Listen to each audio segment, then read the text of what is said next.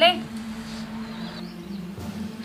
సప్న నాకే గిట్ల జరుగుతుంది. మా అయ్యనో ఊళ్ళో ఉన్న శ్రీమంతుడు అన్న పేరు, నేను ఏం లేనోని అయిపోయినా. వాణి వీని పైసలు అడిగితే నువ్వు ఉన్న మారాదు, మీ అయ్య ఉన్న మారాదు, మీరే మాకు పైసలు ఇవ్వాలి, మీరొచ్చి నా దగ్గర చేదాపలేదని అని చిన్నతనం చెప్తురే.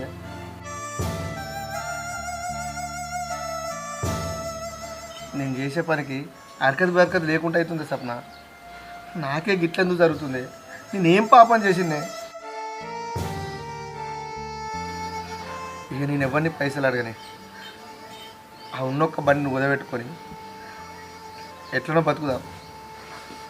అరే ఇంకా బండి కుదబెడితే వచ్చిన పైసలతోటి మన అప్పు తీరుతుందా చెప్పు నువ్వే.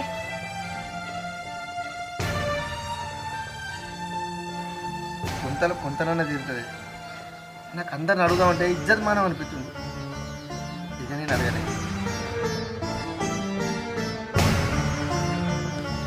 రాజ్కుమార్ చెప్పిన నా బండి కుదబెడతా అని. సమస్యలనేటి అత్తయి పోతాయి, ఎందుకు ఇట్లా ధైర్యం చెడతావు?